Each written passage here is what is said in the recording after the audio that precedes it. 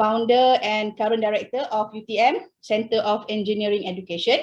She is also the editorial and advisory boards of several journals, such as Asian Journal of Engineering Education, Journal of Engineering Education, Journal of Problem-Based Learning in Higher Education. Among her wide-ranging work in engineering education, she is most passionate about mentoring and guiding young academics in developing a scholarly approach in higher education, especially those in STEM.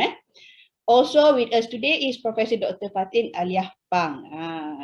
She is a fellow at the Center for Engineering Education, UTM.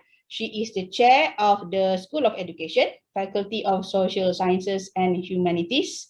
Her research area is on physics problem solving, STEM education, educational research, qualitative, and engineering education as well.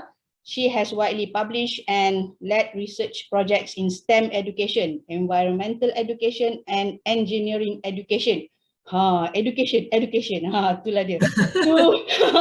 Two very distinguished professors today. So I think Prof Khairiyah will start first, right?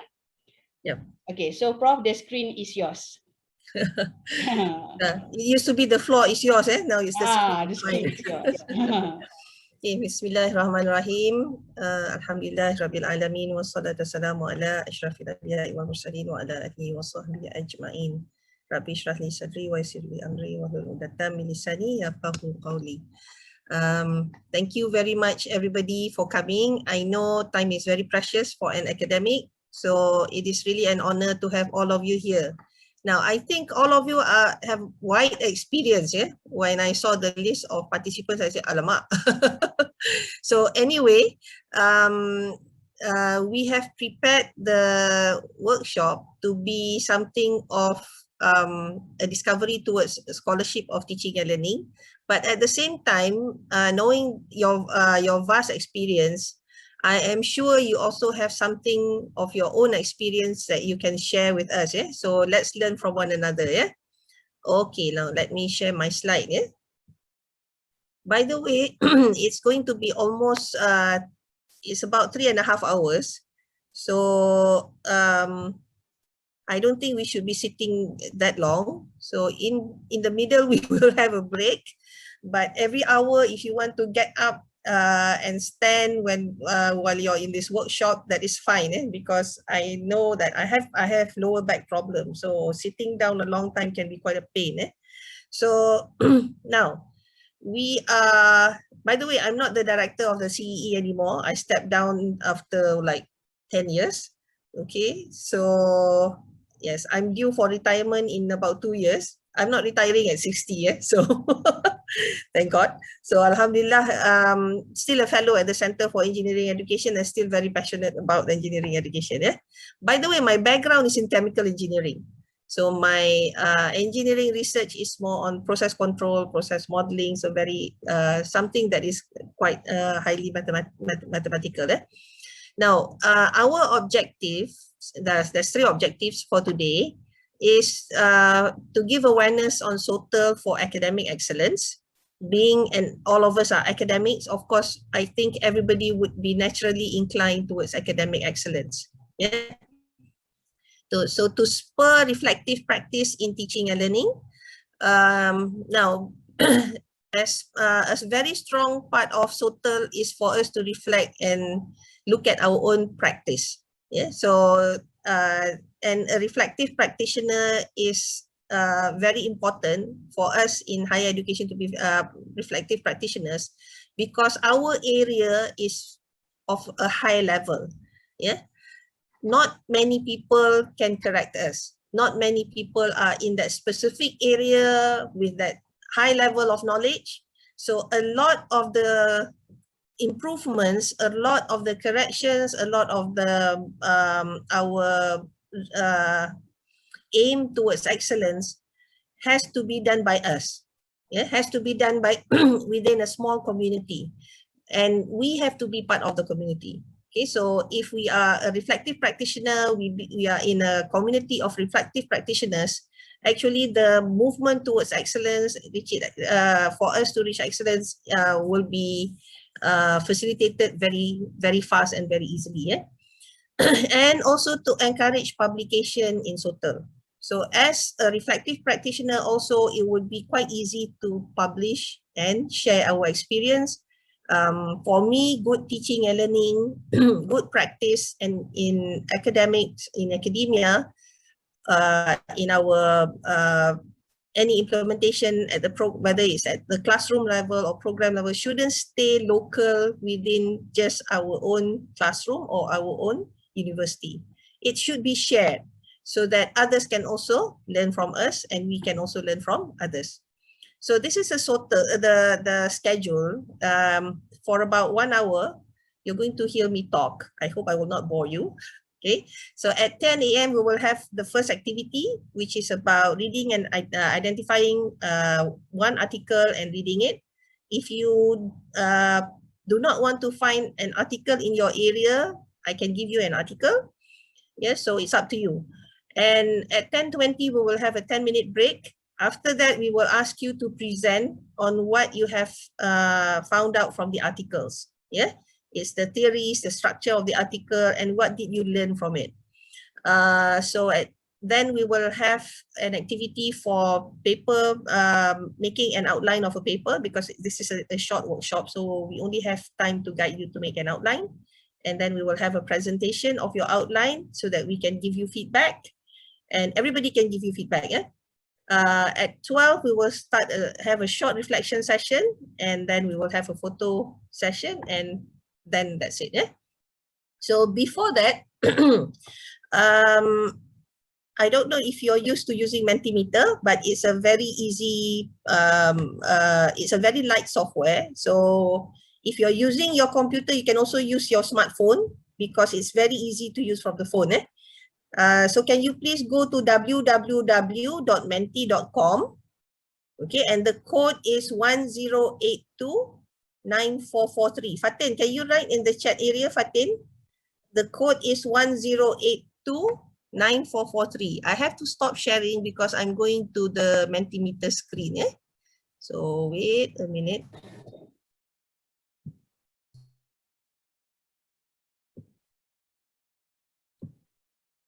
Sempat nak copy pun, Prof. Ya ke? Tak apa. Nanti when I go to Mentimeter, kita akan, you will see the code also. Okay, alright. Sekejap ya. Now, you go to www.menti.com. I've typed in the chat the link, so you can have a look at the chat to get the link. So this is the code, www.menti.com, and go to the code 10. Type in the code. Once you enter Mentimeter, it will ask for a code. So put in this code 10829443. I've already written the code in the chat, so everyone can just copy if you don't want to type the numbers. Much easier if you're using the computer lah, but if you're using your phone instead, just type that in. Short answers are recommended. Yep, very good. Thank you very much.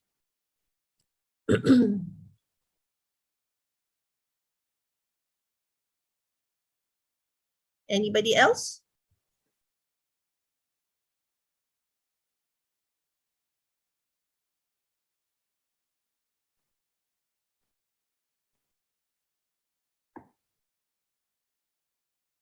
No idea. Okay, that's fine.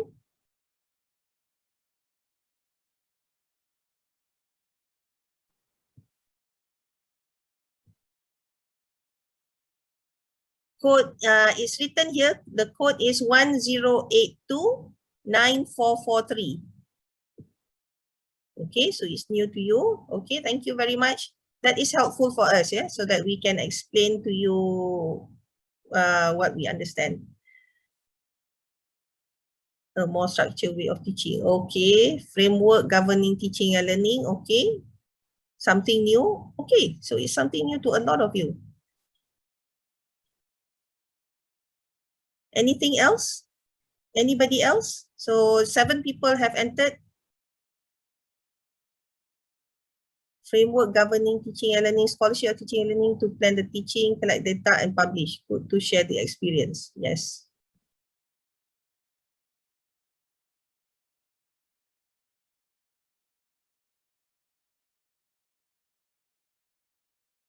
Anybody else?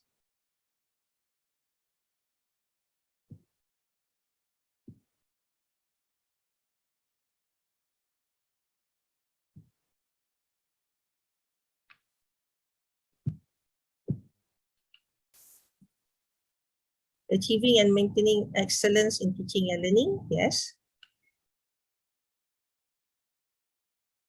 Okay, so thank you very much for participating. Teaching and learning, but this is new to me, need to know more. Okay, great. Thank you very much for your honest answers, because that is really helpful for us.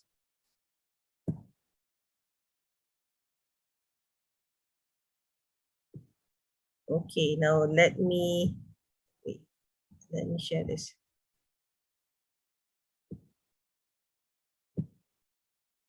Okay, so from what I can see, many of you are quite new to SOTL. Some of you have some ideas. So we can see what, okay. Now, let us see here. I think the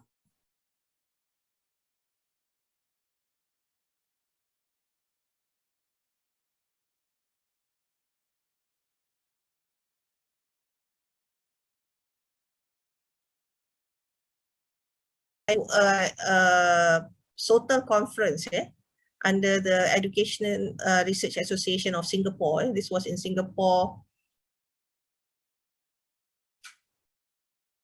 Okay, can you hear me again now? I think I got a signal that my internet connection was not stable just now. Sorry, So I can hear you, no problem. okay. So when I was like in the early 2000s, one of my mentors tell me that I should go to this conference. So when I went to this conference in Singapore, it's mostly on SOTL, yes, on the practices of teachers and lecturers. But I was also struck by some of the what some of the keynote speakers said. One of them from Australia, and I remember this until now. He said, education is for the future. Yeah. So when we want to educate our students, do not just think about what was effective for us, because what was effective for us is suitable for our current time. But we need to prepare our graduates so that they can be good humans of the future. Yeah? And how they operate in the future would be different than what we faced when we were younger. Yeah, I don't know. I can see that many of you are still quite young, but this was, when we were talking about the shift in engineering education, we had a lot of resistance. And everybody can say, when I was a student, I was this. But then that was when we were students. Okay, so what's going to happen in the future? So what happened if nobody think about what the students in our profession will be in the future? Because nobody else know the field better than us, in that community of practice. So there's a lot of reports that says education as usual will not get us there. This all came out before 2015, but these are the newer ones. A report just came out about 2 years ago, the global state of the art in engineering education. So this is like some sort like this was commissioned by MIT. And that they were discussing about a lot of the different practices. So on my own, I started to wonder how I can best develop students for quite several years. Now, I do not know if you have ever come across this, but Ernest Boyer in the 70s, late 60s, 70s, they started talking about the scholarship of in higher education. And this is a very famous report by Ernest Boyer. The title is Scholarship Reconsidered, Priorities of the Professorate.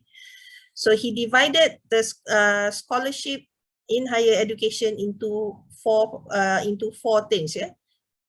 So the scholarship of discovery is in terms of the normal research that we always do.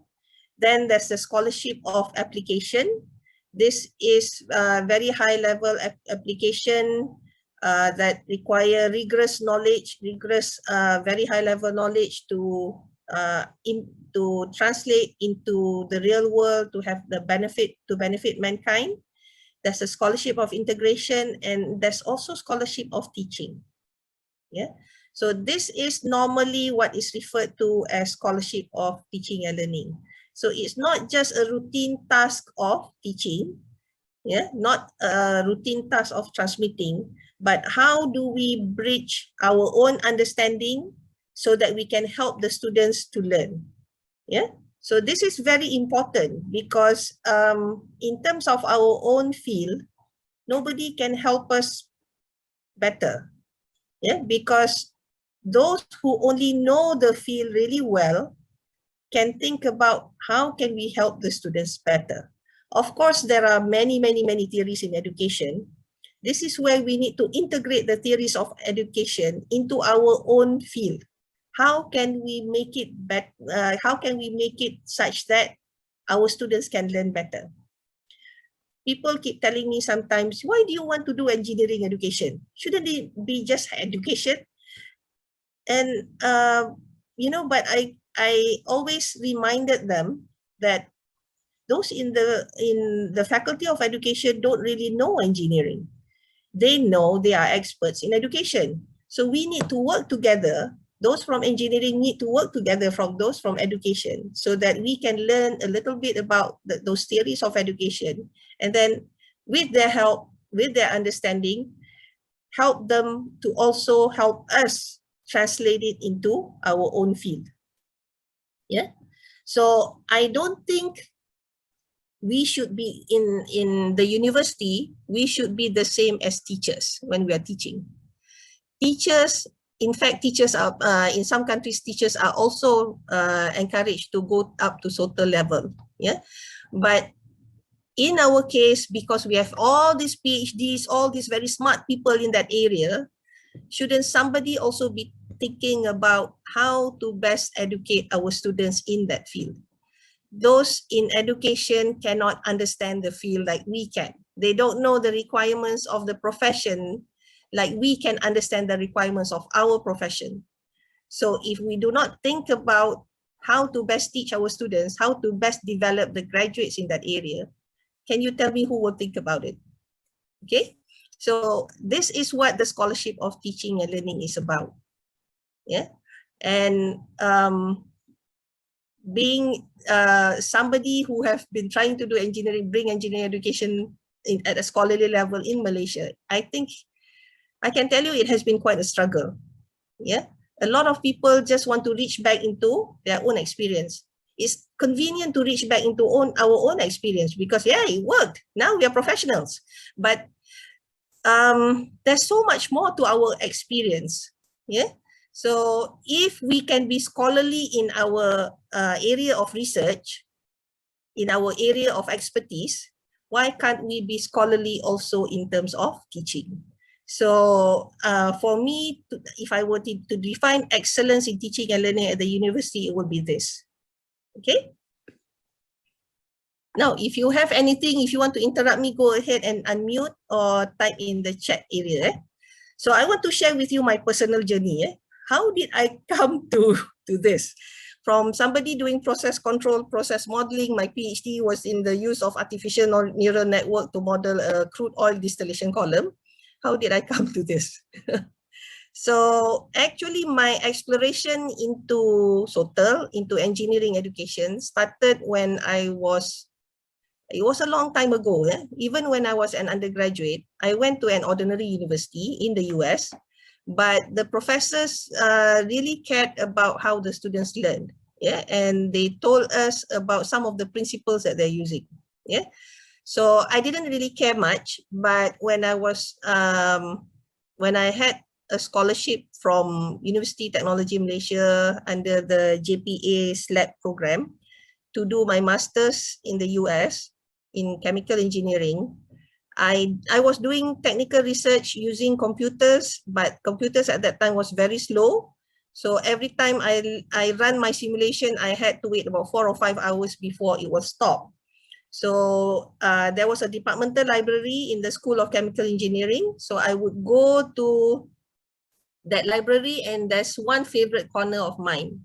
There's a rack with journals called Chemical Engineering Education. Yeah, so I was on a scholarship to go back to UTM to teach. So I started pulling out this journal and started reading it. So when I read it, it was amazing because people were, this was back, now I'm quite old, okay? So this was back in the late 80s, early 90s. So in the late 80s, early 90s in the US, people were already writing about how to best teach certain concepts in chemical engineering. They were sharing projects, talking about the projects that they did, the experiments in labs, their innovations in teaching and learning, the different ways to tackle students. So I was reading about this in the late 80s, in the early 90s, such that when I came back to Malaysia, to UTM, there was a conference on engineering education in Australia. I wrote a paper on how I developed the process control laboratory, and I went. Yeah, so I met other people who are enthusiastic from around the world. They're enthusiastic about engineering education. So, you know, it became second nature for me in terms of teaching and learning to read and also to write. And I didn't know that was already part of scholarship of teaching and learning because nobody told me. Yeah. So anyway, I started to develop a network. Yeah. And this is another reason why I really wanted to do SOTL, because when I was teaching, I was teaching a very difficult course that had a lot of failures. And I really wanted to help the students to learn better because I know there's something wrong. Yeah, there was about 30% failure easily. We had multiple sections. Other lecturers were telling me, oh, it's okay, you know, to have failures because it's the same in all sections. This is a difficult course. No, even some lecturers hated that course and nobody wanted to teach that course. So I was thinking, there must be something because I've been reading a lot about innovations in teaching and learning. And so at first I went along, and then I went for, in 1 year, I went for an just to the industrial internship that our students go for. So I went for the industrial visits, visiting our students, and I met some of my ex-students. And they keep telling me, you know, doctor, I remember that you're a very good lecturer. I know I attended your class, but I cannot remember what you're teaching. So one of the reasons, other than you know, wanting to be really liking teaching, I really like to be a lecturer in academia. One of my aim was that you know, I know I'm not you know, I'm not that pious as a Muslim, but perhaps what I teach will help me also in the hereafter. Okay, but the key is when I look back at the hadith, it is knowledge that is beneficial to others. And I was thinking, if my students couldn't even remember what I was teaching, how can it be beneficial? Yeah, and I was also now, having studied in the US, I really saw the efforts of some of the professors wanting to make the class experience meaningful. Yeah. So then I started thinking about, you know, time is life. Do I have the right to waste my students' time in my class such that they do not learn anything in my class? So there was a lot of soul searching. I have already learned something. I know that there is something going on, and being an engineer, I've always been trained to solve problems. When there's a problem, it has to be solved. It cannot be ignored. So I started identifying, looking at the problem. I started learning and reading again because I know those resources were available. Really looking at the problems, and then I start to search for what are the meaningful things to do. Who am I as a lecturer? Yeah. So anyway, I started doing things properly, learning and then trying to implement them in my class. And I started applying for small SOTL grants. Okay, UTM opened small SOTL grants up to 10,000, 20,000, I forgot it. But that was small SOTL grants that can help give a little bit of funding for me to start exploring. And when I started to write, I implemented active learning, cooperative learning, problem-based learning, and I wrote about the experience of trying to promote this in UTM. This was my first conference, well, my second conference, that I went to outside of Malaysia on engineering education, and it was my first after my PhD. So I just sent in a paper, and all of a sudden a letter came back that my paper has been accepted, and I got the surprise of my life because I was designated as one of the opening address speakers. I was shocked. Yeah, I was shocked. But then I found out that I was selected as an opening address speaker because my paper actually won the Diamond Award for Best Paper. UICEE is a UNESCO International Center for Engineering Education. Yeah, it was based in Monash University.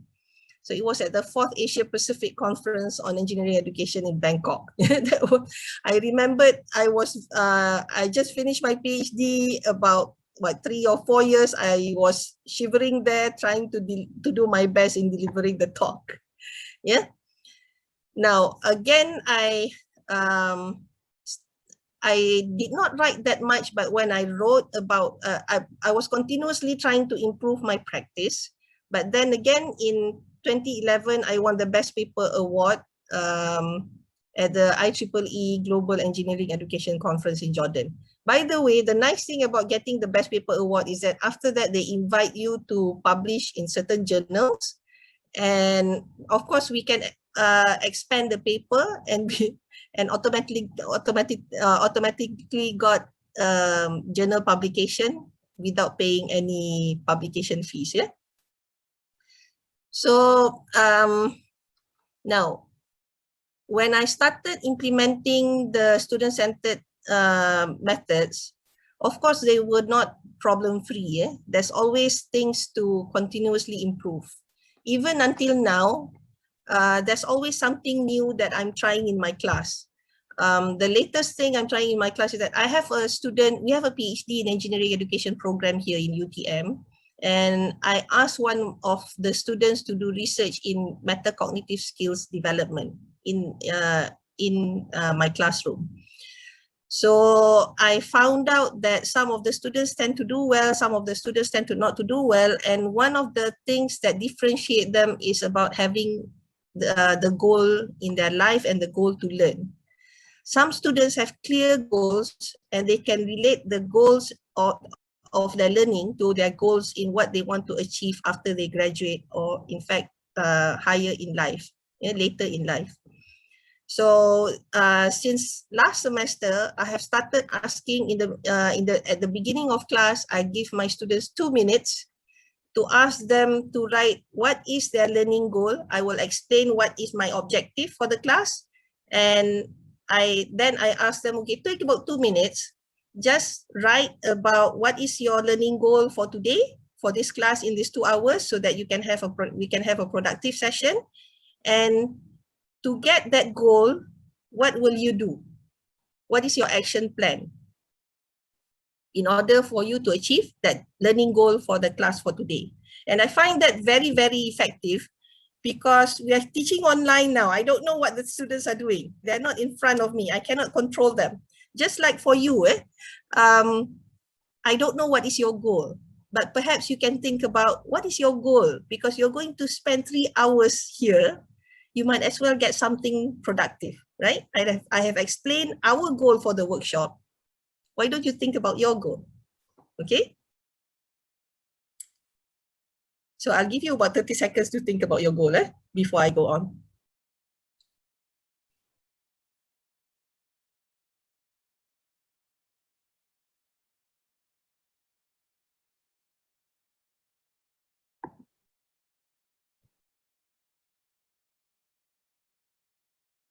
Okay.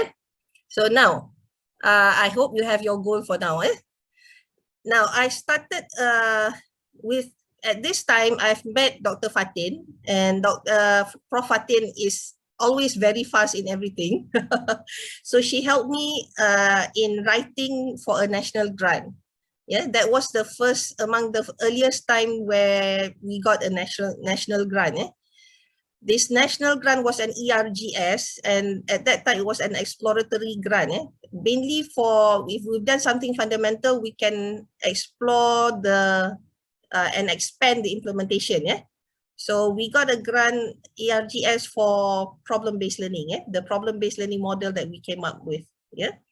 And after that, things started to build up quite fast because we got a Center for Engineering Education.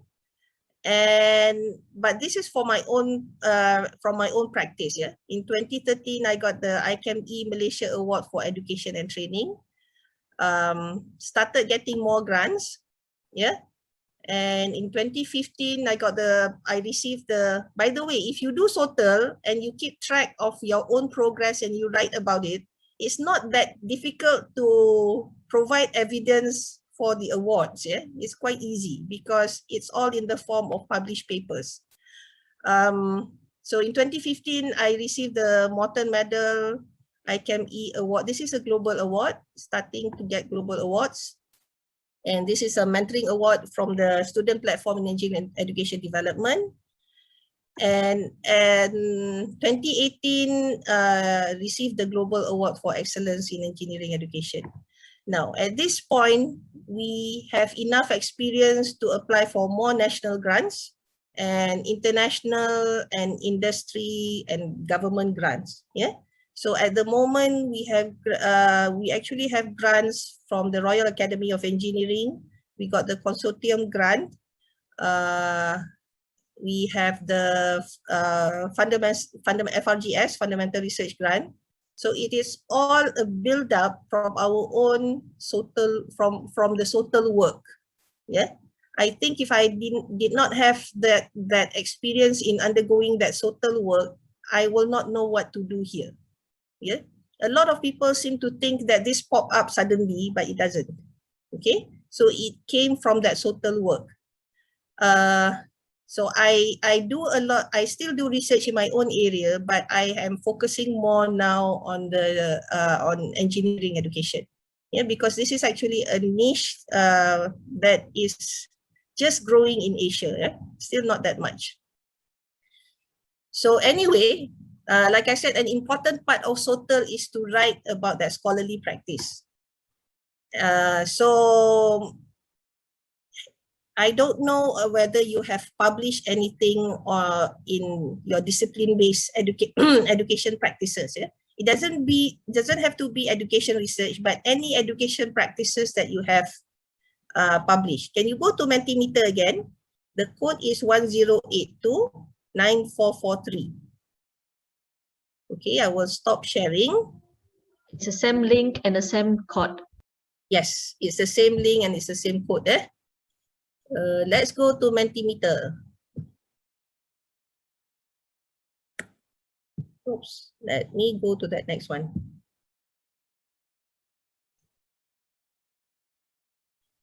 So we want to get a feel for your experience in publishing in academic or teaching and learning related practices, because this will help us better to guide you in writing.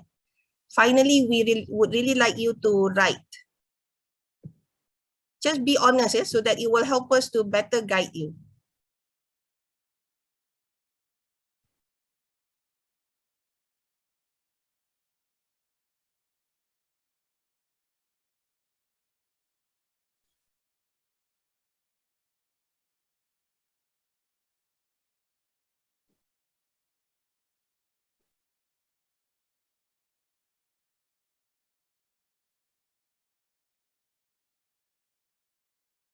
Okay, can anybody else? Because there's 10 at the moment. Okay, 11. Berapa participant kita ada? Around 30. 30. Yes. Oh, then we need to wait. Okay, can I get at least 20 of you to answer this, because then we have a better idea of how we should be guiding all of you. Okay, very good. Some of you have published in index journals. That is great. That is great. So you can help us facilitate. Non-index journals, conference proceedings, none. Okay, good. Now, those of you who have published, we can also use your papers, yeah? Especially when it's related. Yeah, I think it would be more meaningful for us to use papers related to your own area. Okay, so 19. Anybody else who can participate? Okay lah, 19. So I can say that most of you have published something, but about 1/3 have not published anything. So that is okay, because I know we can publish in other areas, but I am sure like in medical education, in engineering education, there's actually Q1, Q2 journals. Engineering education has several Q1, Q2 journals. STEM ada, Fatin? Fatin? Ada. STEM banyak. STEM education banyak. Okay. Q1, There's Q2. many also in STEM education. I know medical education has a lot. I've seen business education journals. I'm not sure about others, yeah? Okay.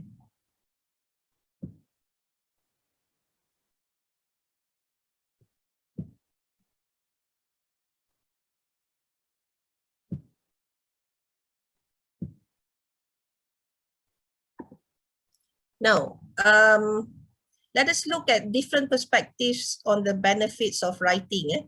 By the way, this is, I don't know whether you have ever used Jamboard before. Let me copy and paste this.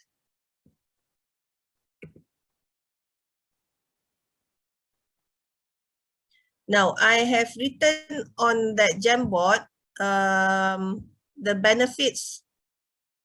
I have actually, have all of you got a paper that I wrote recently to guide on how to publish? SOTL? Yes, they have CPD dah email and attach the paper. Okay, do you know that the paper is attached to that email?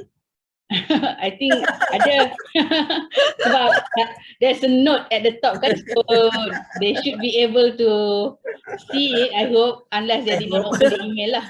Yeah, sometimes I don't have time to open email, so I can understand. Tu ada seorang jawab dah, alamak, I did not see. Okay, you can open the email that the paper is there. So this is the the Jamboard. Kantoi. So never mind. I do that sometimes also. I know how the life of an academic can be quite havoc. So never mind. You can, if you go to that Jamboard, actually the benefits I've written on the Jamboard also. So we can look at it from the Jamboard. I have it in my slide, but that's fine. So when I wrote that paper, I was thinking, okay, what's the benefits? I wrote it from 3 different perspectives of the benefits. Now, if you look at this Jamboard, you can also enter the Jamboard. Okay, so this is the benefits to the practitioner. Now, Jamboard has a lot of pages. It has maximum 20 pages. If you go to the next page, this is a benefit to the institution. Okay, now on the next page is the benefit to the community of practice. Okay, there can be more. This was what I was able to think of. Yeah. Now, as I explained this, you can also add your own. Now, with Jamboard, you can participate when you, like, this is a sticky note. Okay.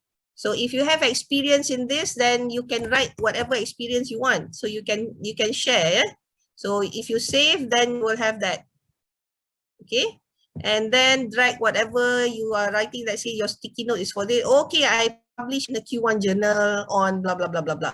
Okay. So then at least we know that you have done it, you have done a good job. Okay, you have done something. Or if you see any additional benefits that you want to add, you can also add. Okay, so if you want to use text and you do not want to use sticky notes, just click here and then you can type. Yeah, this is, I use text in this. Yeah. Okay, and then if you click outside, okay, that's it. Yeah, of course, I'm going to delete this. Okay. So I know all of you have a lot of experience, or if you are interested in one of the benefits and you want me to explain more, you can also type, you can also use a sticky note and put it there. So the benefit, in terms of the benefits for a practitioner, as I'm speaking, if you want to write, it's okay. Please do so.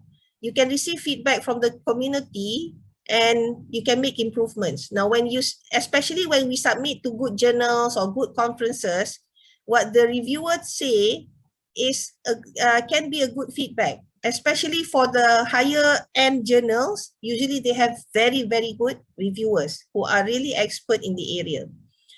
And we can also contribute to the practice of others. And others can also emulate or get ideas from us. And this is really rewarding because we can then be part of the community. This will also, once we write, it will force us to read, because we have to do literature review. We have to see what others are doing. I don't know about you, but I'm quite lazy at reading. But so when I have to write, this is when I'm really forced to read. You can also publish in Q1, Q2 journals. So this can also fulfill our publication KPI. And I think this is one of the most important things.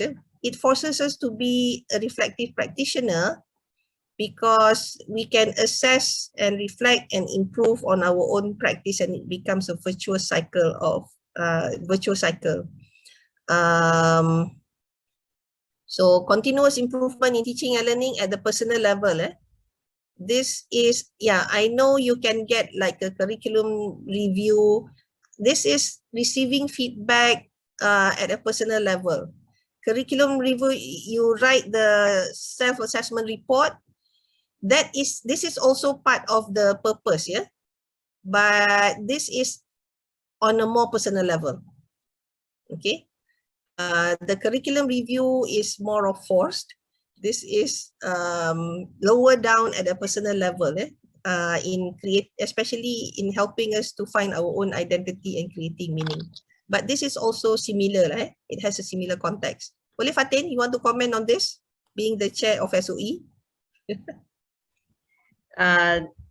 Yeah, we are doing that anyway, like Yes. if you are working as a dean, deputy dean of academic, or even director of programs, or just somebody who is a program owner, you are doing that anyway most of the time. So why not take it as an exercise that you try to do it the best, and you can go through literatures and maybe look for some theories, even just simple OBE or constructivism, some theory that you can relate to, and this kind of exercise can become a paper that you can write of your journey, your what are the innovation that you use to do your CQA, or what are even the CQA itself is an innovation you can publish. I think that is one thing that we can try to do, not just merely an exercise that we do for sake of quality assurance and accreditation exercise at the university. Okay, thank you, Fatin. Thank you very much for this. Networking, yes, of course, networking with the community, Thank you very much. This is another benefit. Reflexive, yes, not just reflective, but reflexive practice also. So reflection over our reflection, going to a deeper level, to the identity level, determining our agency, Okay, anything else? Actually, for Muslims, I think this should be the first. Yes, people talk about growing their money, multiplying their money. I think we are so fortunate to be in education because we get to multiply our deeds, inshallah. Okay, thank you very much for participating. I don't. By the way, this is anonymous. I can see like I think you're a panda. Yang ni they have very Jamboard has very funny names for the animals that they give us. Now, benefit to the institution. I don't know. Now, in some cases, I can see a tension between research and teaching and learning. I don't think there should be a tension. Yeah, because UTM being a research university, the teaching and learning part can also contribute to that scholarly level. Yeah. So we can increase the number of publications from what we publish on SOTL. And this provides evidence of innovation in teaching and learning. Really easy when you have published because you have done the nitty-gritty work. Yeah. Okay. And it can also spark and encourage and train other academic staff to write. Yeah. So when we write about the things that we do in our classroom, this will of course spark teaching excellence among our academic staff. And this is very, very important towards developing the culture of quality in teaching and learning. Sorry, ND dia tertinggal. And this is, of course, very important, not just to the institution, but also the nation. We can have quality graduates and a good reputation among other universities and also our stakeholders. Now, this is something that most universities in Malaysia do not see. We can become a good reference point for other institutions, not only in Malaysia, but also throughout the world. Now, in engineering education, I mentioned the MIT report just now. They cite other universities who are doing certain innovation. And these universities, I've visited some of, I have the opportunity to visit some of them. They get so many requests from other people to come and visit because they have become a model of excellence. I know that certain universities even have to slot in scheduled visitations. Those who want to visit, they have to pay a certain amount and they get like a tour of what the university is doing. Okay. So once the university become good reference points, everybody's talking about ranking and whatever. So doing things in a meaningful manner can also lead to excellence, yeah, and good reputation. Not just faking it, but really being excellent. And of course, as a benefit to the community of practice, we can provide ideas and inspiration for implementation, inspire others who innovate to also write and share so that we can learn from each other. And again, spur a culture of excellence in a specific higher education discipline. Yeah, so this is discipline-based scholarly activities. And if you're young, by the way, I get requests all the time. This is in engineering education because I'm focusing on engineering education. I get requests all the time from those in the community asking for young faculty members to work in other universities in the US, in Europe, UK, and Australia and New Zealand. Okay, so this is what is happening all over the world. It's really, really appreciated. Perhaps it's not as evident in Asia, although I'm seeing quite a lot now also in the Middle East and Korea and Japan. And actually in Malaysia, it's also starting, yeah, although it's a little slow. Okay, now,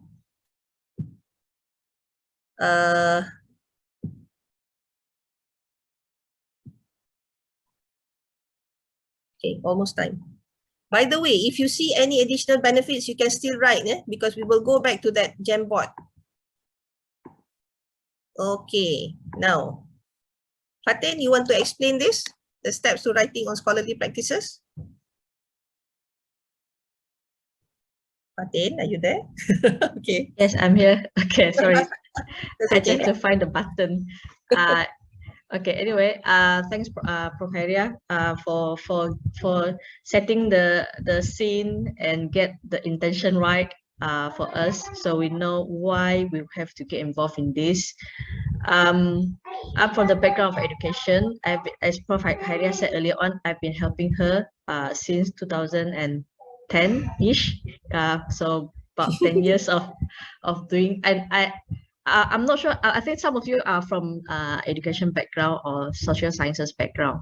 I think we have a lot that we can do to help our colleagues in other fields of studies, especially in SOTL, because we know the theories, we know the research, we know the literature of this part of education, and even to do studies in social sciences. And our friends from the other disciplines, medicine, maybe law, maybe, I don't know, engineering or other sciences, STEM field, may not have that background, and they are learning. And so we can help from many perspectives. And I think one way is make it easier for them to understand, because they are taking the baby step yet to do this, and they have good intention. They really are very sincere in wanting to improve this.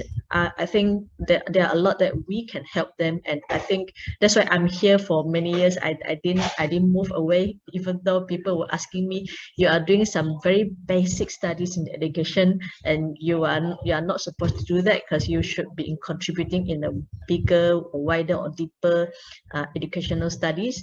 But I think I have a lot that I want to do, and I think doing this interdisciplinary has a lot of benefits for me, especially for me, because I learn a lot. If I'm not with Prof. Khairiyah doing education, I don't know about EAC, I don't know EAC, I don't know ABET, I don't know all this Washington Accord. I have no idea, because I joined, I learned, so I know. Like Prof. Khairiyah said in the beginning, it's only you from your field of study who know about the education body, professional bodies, the requirement, all this, only you know.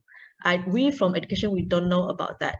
And so by teaching us, by letting us know about that, we can help.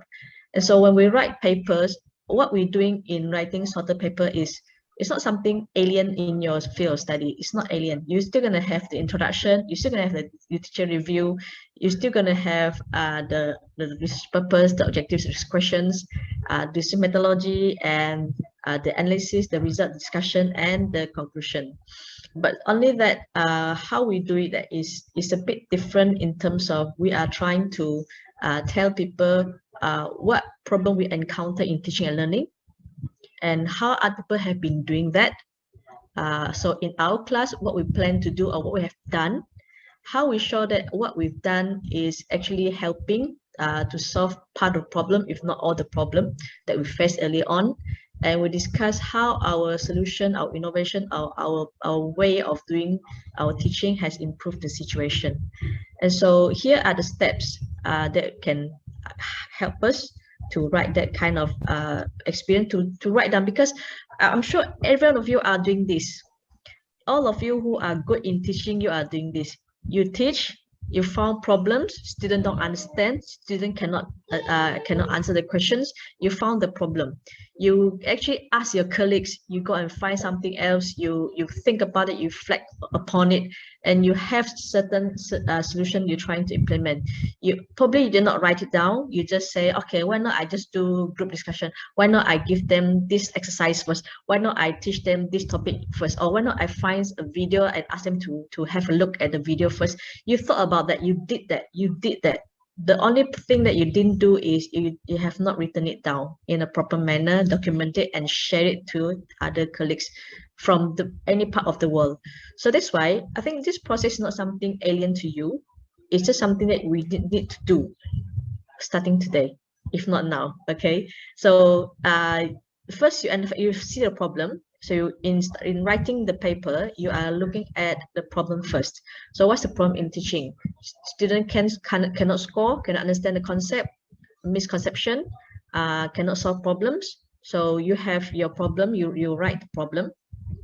And then you continue to write the review of the literature.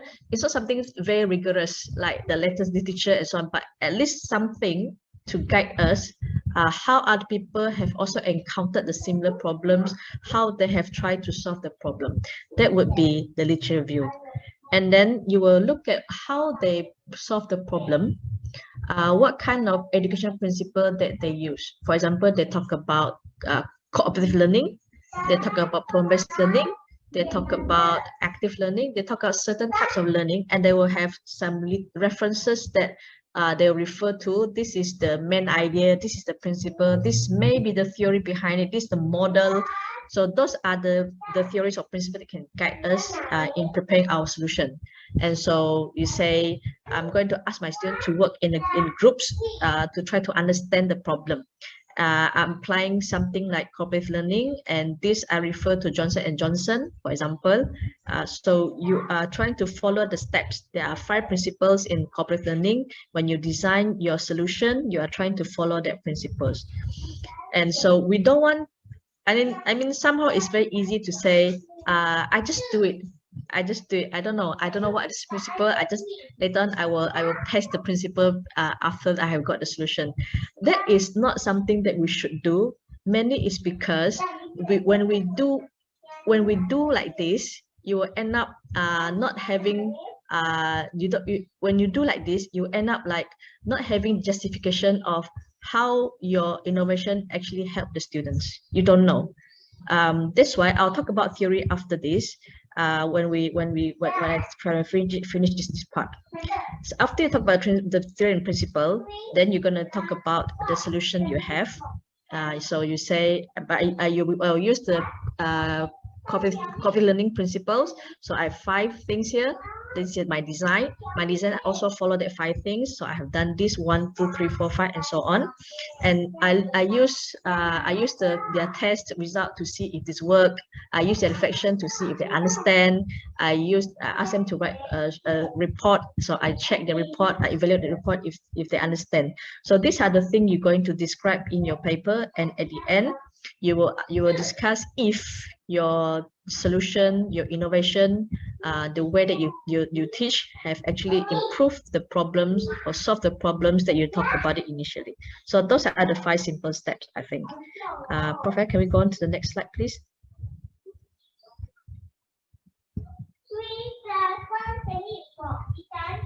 Okay.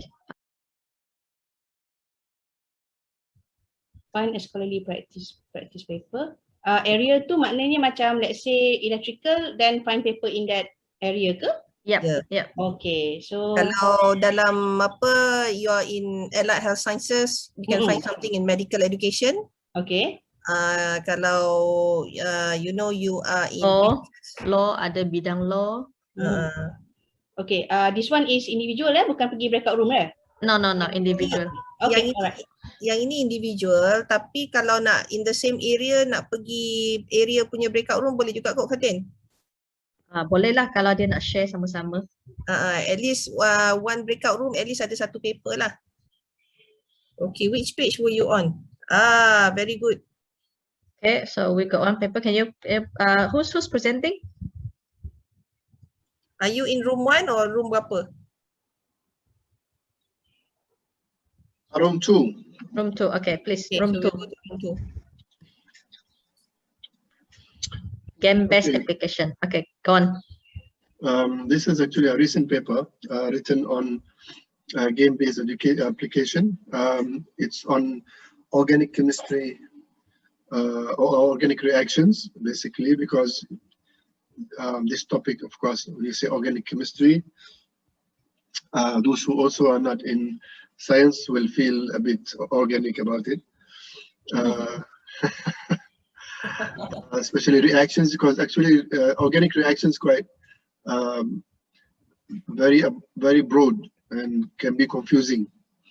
So the authors are from Brazil, and they base their work on games-based learning.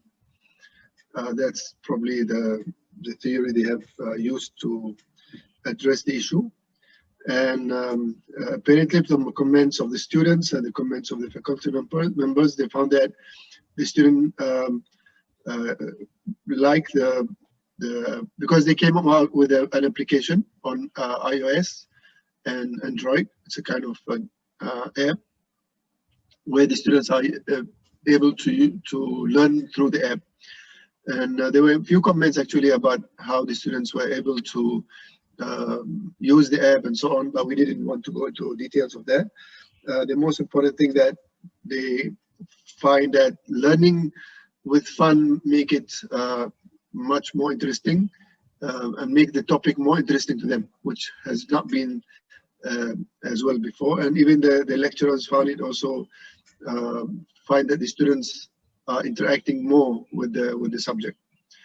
That's the summary of the paper. Okay, thank you. Did they develop the game themselves, or they just take it from somewhere? No, they developed the game and the survey themselves. They developed the game themselves. Yeah. So they're developing the games using the game-based learning theory. Yeah. Yeah. Okay. So if you're going to replicate what they've done, you think can replicate it? Actually, we've been discussing just now that we want to do something similar, because we have Okay. organic chemistry in organic topics in both in engineering and also in science. Yes. Sounds good. Yeah, sounds good. And Just we have want to add on. Aliah here. Yes, yes. Aliah Please is add also on. here from Yes. education. I'm in the room as well with Dr. Ma'an as well. I did Yeah. highlight with Dr. Ma'an, just 2 or 3 weeks past, we have the accreditation on chemistry department. And one of the point is that regarding organic chemistry is a very difficult subject from the students. So this is what we are discussing just now. Can be implemented into our university as well. Right, Dr. Ma'an? We can discuss Yes, more yes. later. Yeah, I think That's good. that it's important for you to understand, to know the theory so that you can replicate. Without the theory, it's very difficult to replicate. So you might have to take some time to read about game-based learning, and so you can design your own. That's why it's important to identify the theory and the contribution when you look at this type of paper. Yeah, Okay. correct. Anyone else want to chip in before we move on to maybe room 1? Okay, thank you very much. Okay, let's go on to room 1. Siapa room 1? Room 1 Room one macam banyak ada meriah. macam ni. Room 1 Banyak meriah. sangat. Okay, Dr. Prof, I'll just present, and maybe Dr. Putri would like to join later. Yeah, Just sure. chip in, right? We're in education, so I think it's quite easy to look for SOTL punya article, because anything about actual research should fit in that bill, right? So we chose one actually, looking at hikmah pedagogy and how the teacher actually used it to teach Quranic stories to the students in Islamic education. So the theories that we have found in the studies that they're using active learning. They're using the P4C's model. Basically, it's constructivism by Dewey. And they crafted it into hikmah pedagogy. And there's also elements of Quranic stories as materials to be used to engage with students to internalize the values. So the contribution that we have found is that at the end of the study, students basically their higher order thinking have been improved. Cognitive behavior specifically that was mentioned, which include inquiry and reasoning skills. Students were more open-minded. Students found it to be meaningful. And one thing that we also found, that this is highlighted by the article, which is students were critical because they were able to examine the plausibility of the questions that they themselves asked, and also that they were creative because they have to develop the defensible answers to the questions. And contribution to the community is that it is basically one way of teaching Islamic education in such a meaningful learning way, where they're able to not just understand the literal meaning of the Quran, but they were also able to derive the values from the stories in the Quran. And this also encouraged them to become more open-minded. So yeah, Okay. that's. Dr. Ryan, you got any comment? Sorry, I was muted. This is interesting lah, tapi can this be done in higher education? Boleh tak? Yeah, Can we be actually, the author is Prof Sani, and she's in our team. We're basically in the team of doing hikmah pedagogy. So this is an example of doing in schools, in primary schools. We actually have it done in higher education also. Ada share tak paper? You have a paper on that that you shared. You tried this hikmah pedagogy in your own class at UAA? Yeah, we have written so far yet to be published. Yeah, ada previous studies. Quite a number of studies also she had done. She had also shared, I think. Okay. Can you give also paste the reference here, The ones in higher education? Yeah, Yeah, the but- one. Yeah, the one you have done, because I'm from field education, and it's very difficult to find papers of education people writing their own practice in education. Okay. Meaning that you study your way of teaching in teaching education topics like teaching educational research, teaching educational psychology. It's quite difficult to find papers of educational researcher writing their own educational practice in teaching education topics. It's quite difficult. At the moment, the paper you're sharing now is using the pedagogy in primary schools. But what about teaching the education topics itself at UIA or at university level? It's quite difficult to find. Okay. So that's the meaning of sorted in terms of look at our own practice in teaching our topics that we use to teach the courses that we teach. Yeah, I find it quite difficult, but it would be good if you can have if you can put the examples of the references here for the work they have done. Thank you. Okay, so those in the Dr. Fatin can also highlight this to those in the School of Education, ya, Fatin. Betul. Kalau Fatin pun nak bagi contoh dekat anak buah dia. Itulah. Okay, room mana lagi? Room 3 tak ada. Room 4 tak. Okay, anyone else want to share? But you don't have to use Jamboard, ya, tak apa. If you have, you can just share verbally also. We got 5 minutes to share before we move on to the next activity. Okay, I try to share. Yes, silakan. The function to share content. I'm using my handphone, so this is new. How do I share screen? Is it? Ni background virtual ke background betul ni, Doktor? Virtual. Ingat Doktor dekat tengah buat campaign kat mana? Campaign ni ya. Oh, So is it, yes. You're sharing your screen. I not share this paper. Is it showing? Okay. Yes. Training Malaysian. This is a paper. This is the paper just now. Okay, good. Bukan, ni paper lain pula. Ni paper lain ni, not the ni. Paper lain. Paper yang Elsevier tu. It's a different paper. Because we wanted to highlight the fact that we can train our students on smoking cessation during their undergraduate years, incorporating online module that's meant for practitioners. So the cohort, of course, they are students, undergraduate students, year 3 and year 4 at the higher institution of learning, pharmacy punya ni. Can you all hear me? Yeah. Yes. Okay. So they were assessed pre-intervention and post-intervention using the module, and then it's a self-learning, so self-directive completion of the module, and then they were assessed through role play and also OSCE, and it was found that their knowledge actually increased post-intervention regarding the competency, skills and knowledge when compared to those who pre versus post increase in knowledge, and also OSCE that we use to assess their skills. So we hope that it will contribute to their knowledge and skills later on when they practice as pharmacists and provide smoking cessation interventions. So the module is developed based on any kind of model or principle in education. The module is based on practice, on contextual. Contextual. So you're trying to use contextual learning. Yeah.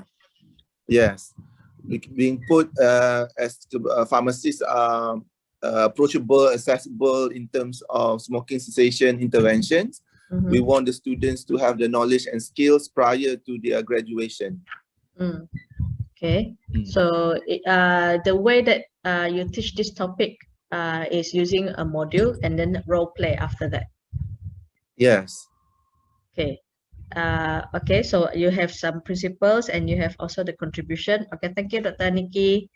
Anyone else want to share? You.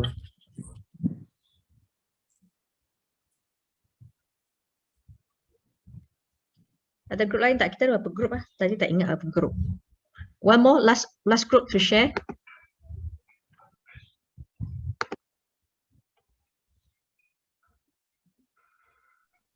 Ada Any tak? one more? Anyone more? Just one last group. Kita ada masa for one last group to share. Yang dari education sudah ya? Dah. ICOL? Kau tahu apa? Sorry, law. Law belum. Ada ke tadi group tu? Foundation ke? CFS? CFS tadi dengan education, Prof. Oh, ya ke? One group.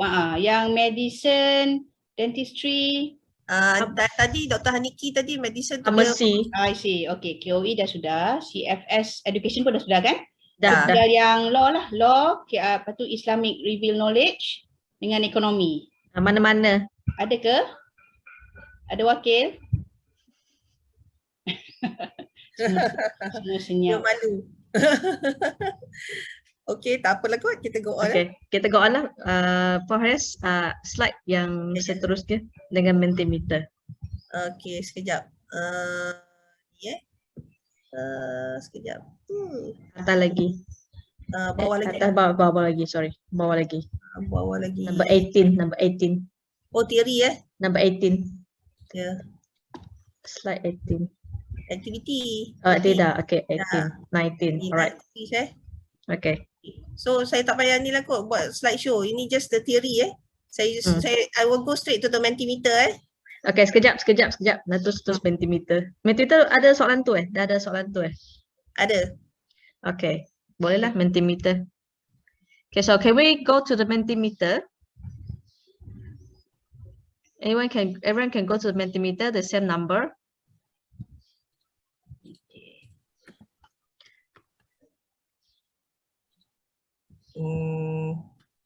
Sekejap. Okay. Coming up. Think of all the tools that you know. Right, okay.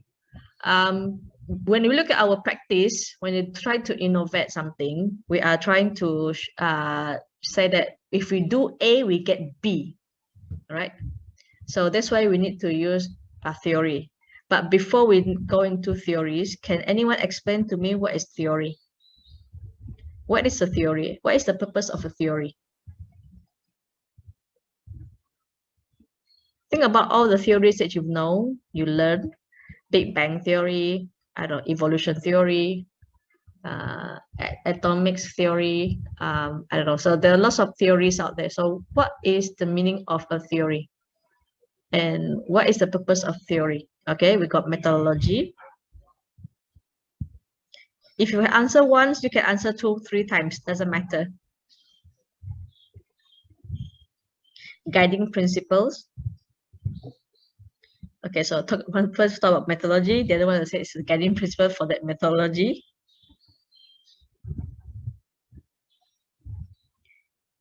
A proven hypothesis. Concept proven but still can be improved, useful for validity and liability. Okay, what's the purpose of theory then? An experience practice.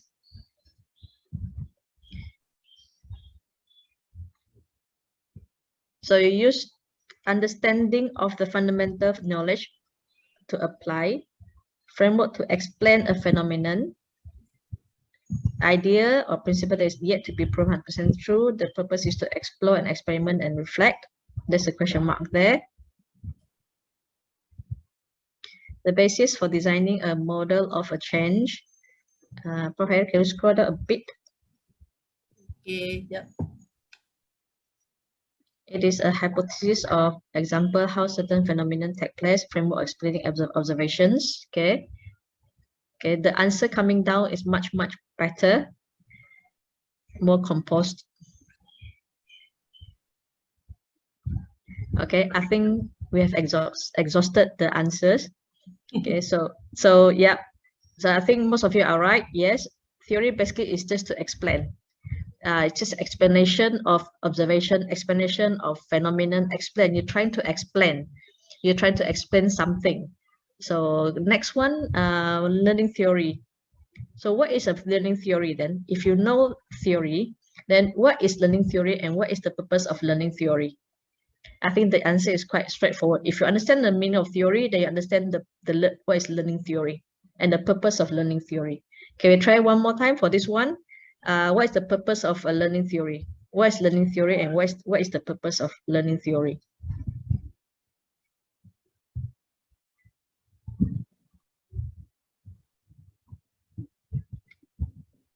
This is the second question, so anyone can just answer it. Learning theory describes how students receive, process, and retain knowledge used during learning to explain learning processes. Okay, how people learn. Semua pandai ni. Ke yang tak ni semua cikgu-cikgu orang daripada education.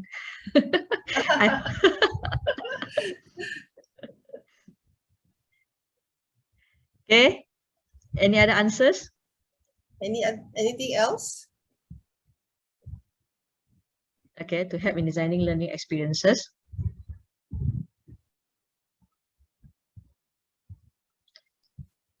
Semua dah pandai ni. Explain observation on learning process, guide in designing learning to understand how learning takes place. Okay.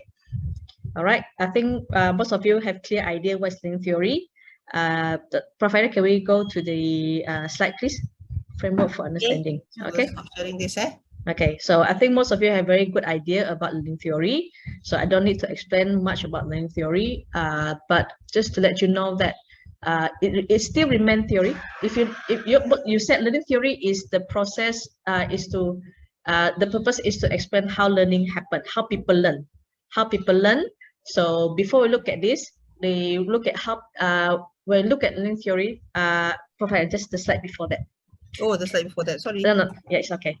Well, so when we look at learning theories, we are looking at how people learn. We're trying to explain how people learn. And it remains theory because until today, we still cannot open our head and try to see how people learn. Okay, remain theory. It's still theory until today. So there's no way that we can do certain experiments or certain way of seeing how knowledge is working in our head. So it still remain theory.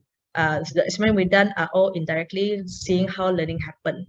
So that's why scholars have different view about learning, and we need to know this. Why? When we know how learning happen, then we know how to design learning and how to design teaching. That's the purpose of knowing it, and it's very important for our SOTL practice. Next slide, please, from Khairiyah. So before we look at how you think about it, you look at how scholars talk about learning, how they explain learning. Basically, there are three very main big schools of theories in learning, how people explain learning. Some of you may be familiar with this. I would not go very deep. It's just very simple to say that behaviorism believes that learning happens when there is a change of behavior. From you don't know, become you know about it. You cannot do before this, now you can do it. Before this, you cannot explain, now you can explain. So that's behaviorism. So they believe that learning happens, you only can say that person have learned if they change behavior. That's why effective learning activities, if you believe in behaviorism, it's not something right or wrong. If you believe that learning is because of change of behavior, then you will do things like training. You will try to deliver knowledge. You will give reward and punishment. You will do reinforcement. So those kind of things are the activities you do if you believe that that's how people learn under the perspective of behaviorism. Cognitivism. Learning happens when there is a change in knowledge which is stored in the memory. You believe in memory. You believe that people actually put the knowledge they learn in their memory. So if there's change in that, then you believe that learning happens. So that's the simple idea. Obviously, what I explained is very simplified way of talking about the theory. Okay, there are more complex way of explaining it, but I just want to make it very simple so you don't get bogged down with all these jargons. Just as simple as if the change in the way you think, your memory, and then it's considered learning happen. That's why in cognitivism, things that you will do, things like repeating, memorizing, you seek attention, you ask students to revise, the revision happen, you will revise, you talk about one thing in one way and you talk about it in another way. And then you will believe in mental model, how the process, how the short-term memory, long-term memory actually play roles in learning. So that's cognitivism. if constructivism, if you believe in constructivism, or you we look at how scholars from constructivist view talk about learning, they believe that knowledge is constructed upon prior knowledge by learners through meaningful learning experience. So knowledge is not being given, it's not being transmitted or delivered. There's no such way of learning. That's what constructivism believe in. They believe that knowledge is constructed by the learner themselves. So we want to learn, and so we involve in the activities to learn, we get the experience in the learning, and so we construct our own understanding and knowledge about what we need to learn. So that's constructivism belief. And so the way that they do it is a lot of things like inquiry-based learning, problem-based learning, project-based learning, because the role of the teachers is to the role of teachers is to provide that learning experience for the students to go through it and get that learning and get the knowledge themselves. And they do a lot of engagement. Giving problems is engagement. Showing videos in the beginning to get their attention, to get their involvement, their motivation are very important in constructivism, because the ultimate goal is to want the students to make them want to learn. And you involve in meaningful learning because you want to link to their prior knowledge. Active learning, experiential learning. So these are under the theory of constructivism. When you look at papers, you may not see these theories in saying that, but they would be coming from this perspective. So you know, when they talk about experiential learning, it's related to constructivism. When they talk about meaningful learning, project-based learning, problem-based learning, game-based learning, a lot of things are related. Okay, game-based learning have different perspective. Game-based learning may come from behaviorism. Okay, so because it's reward and punishment. So here are the few things that people look at. And so when you look at papers, you need to have that. Why? Number one, when you know the theories, the models behind it, you can redesign, you can replicate their intervention or their teaching innovation in your own class. That's the spirit of SOTL. You have problems in teaching, you see how other people do it, then you'll see if you can do what they are doing. So that's why you need to know the principles behind it. You design it.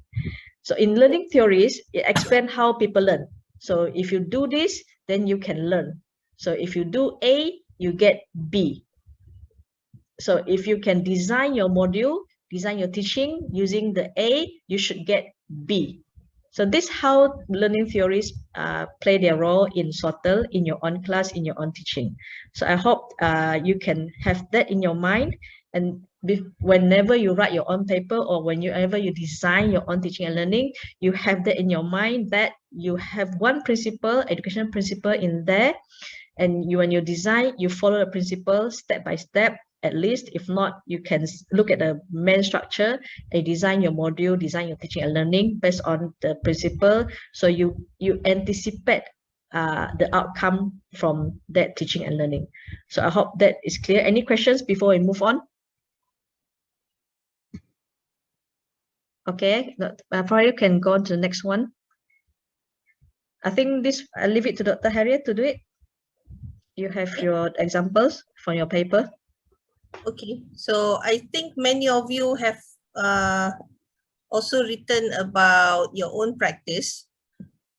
So those of you who have written about your own practice can also identify this.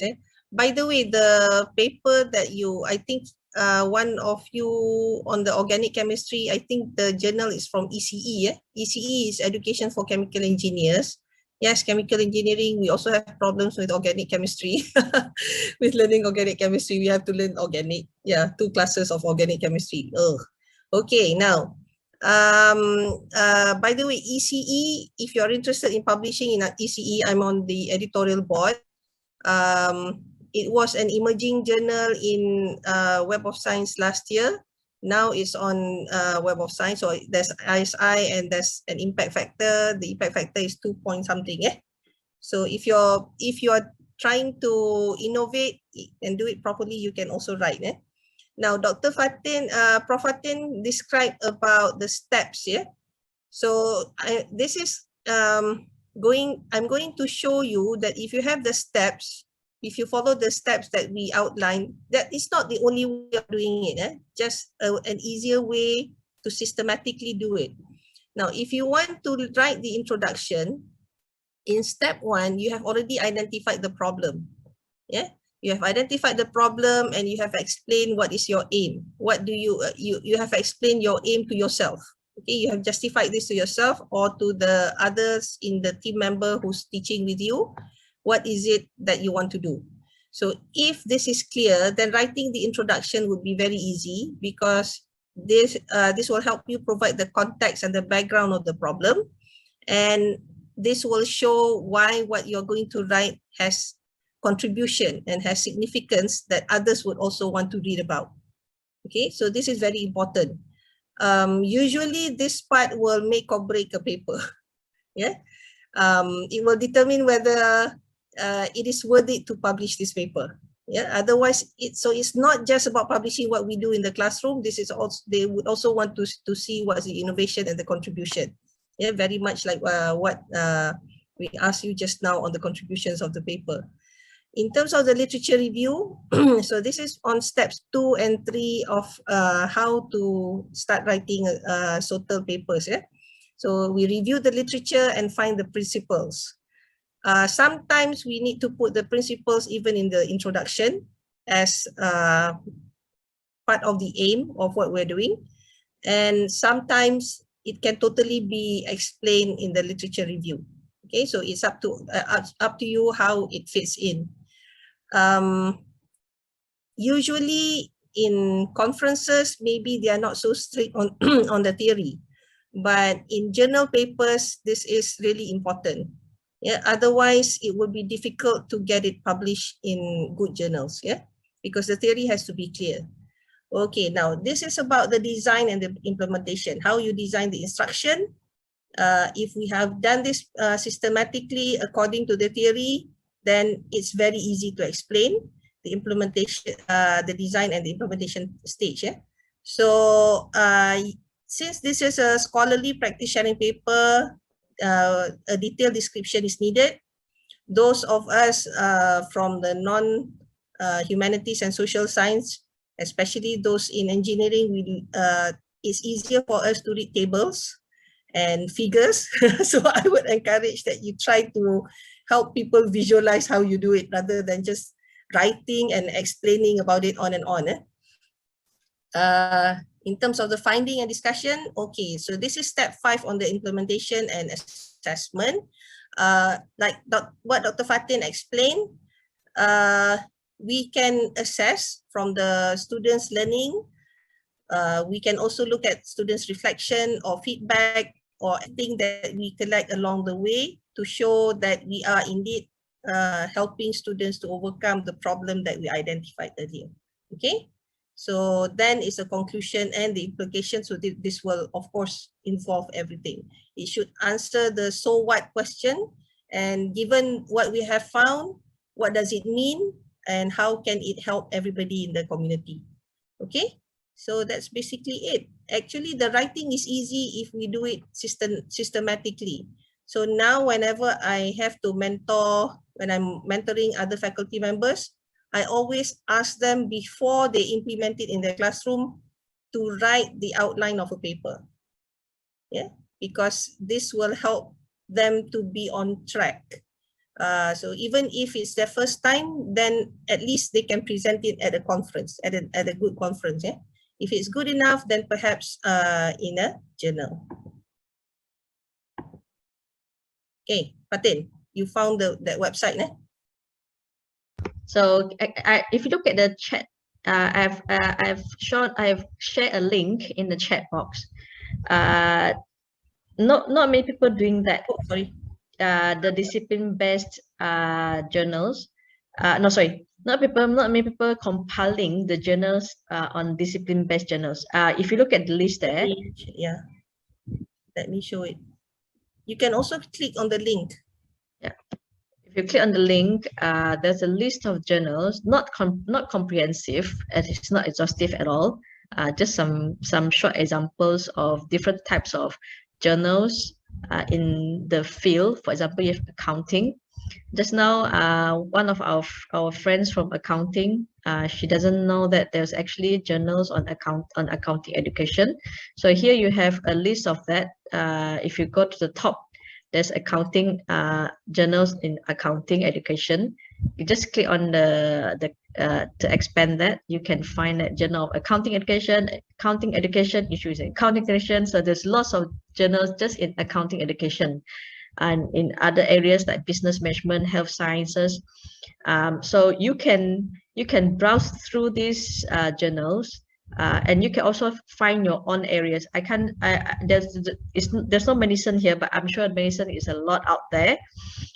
Here are like engineering education, maths education, chemistry, physics education, management sciences. Of course, there's a lot on education. And social, even to teach sociology, there's a how to teach sociology. If you go to the bottom, there's one on sociology. The journal is called teaching sociology. So it's just how to teach sociology, because I think it's a very difficult topic for social sciences to learn. So that's why they have the journals on how to teach in teaching sociology. So you can browse through it. You can find your own area of a paper. Now is the discipline-based research is a very is a growing area. Everyone's doing that. A lot of people are doing that, but in Malaysia we are not doing that. I think Prof will continue to talk about teach excellence, because if you are serious about this, you can innovate in your teaching, your own area. You can attract more people to study your area. I'm talking seriously because people will say physics is so difficult, chemistry is so difficult, I don't want to pursue that, I don't get good grades, I don't understand what I'm learning. But if you are able to improve the teaching and learning, I think more and more people will come to study at your faculty and take the discipline, the programs related to the area. Islamic studies, yes, I will have to find it. I'm sure there are journals in how to teach Islamic studies. Probably like maybe the Muslim scholars, they don't do that in this modern world. Maybe you can find scattered papers on the other journals on higher education or journal on something else that talk about Islamic sciences. So these are some of the very well-known areas of education, discipline-based education research that we know. Okay. I think Islamic studies in sociology would also be okay, right? Yeah. Legal education would also, depending on the area of Islamic studies, Islamic law. Yeah, Islamic law. And also even in business. Yeah. These are growing area. These are growing areas. Yeah. And perhaps UIA, IIUM can establish a journal for Islamic education. Islamic law education, or Islamic education itself can become Islamic studies journal. Why not? Betul. All right. So now it's your job.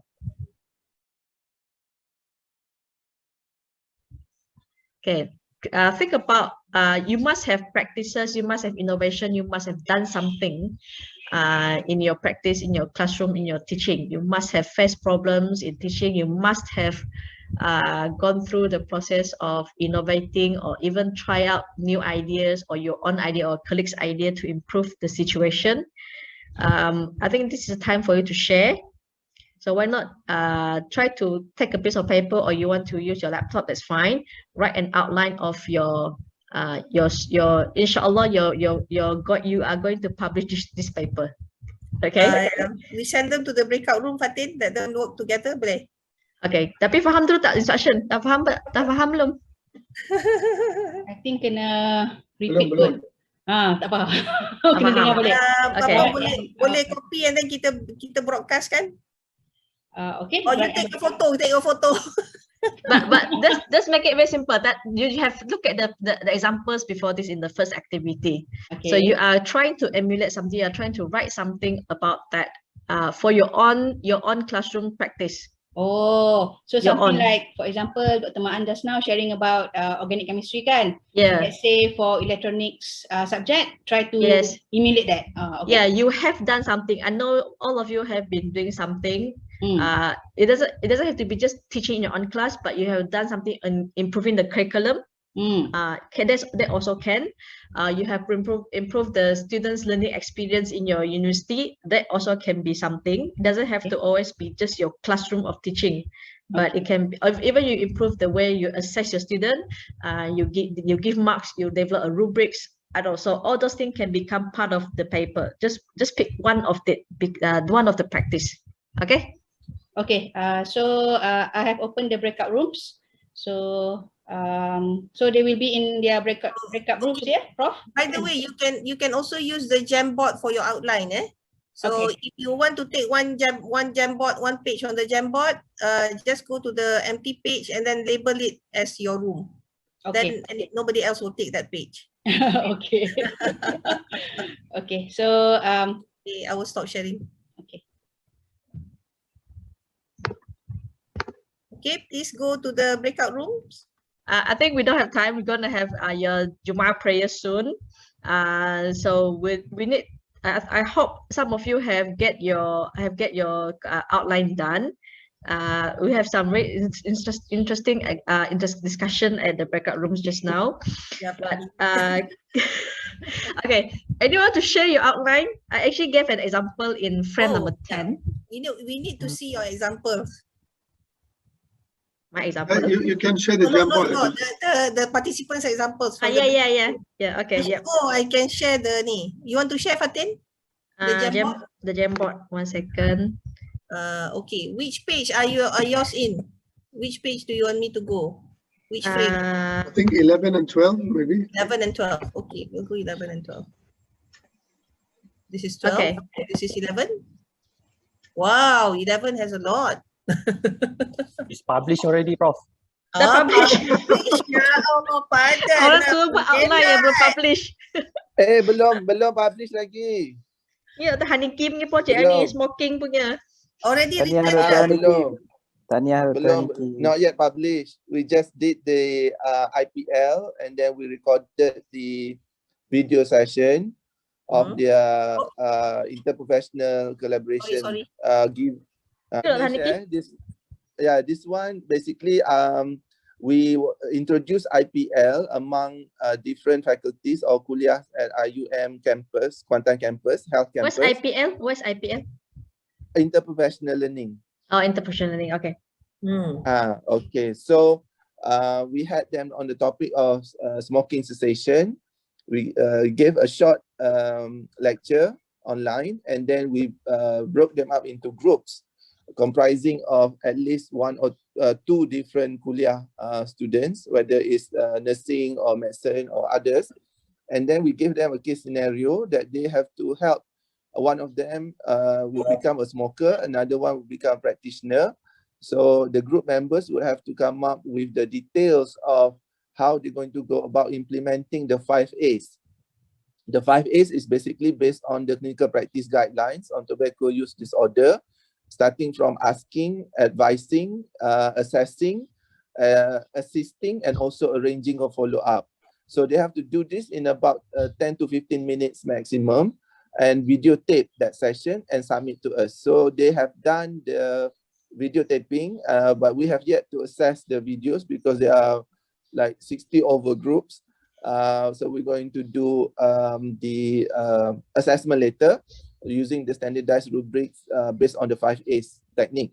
The IPL, the interprofessional learning assessment, is going to be using the standardized scale by RIPLS, typo, by McFadden 2005. So we're going to hopefully see that once we analyze the data, because they have submitted their assessment on interprofessional learning. And then also we want to see that this is something that we can do more in order to encourage more interprofessional learning among the students in the kuliah in Kuantan.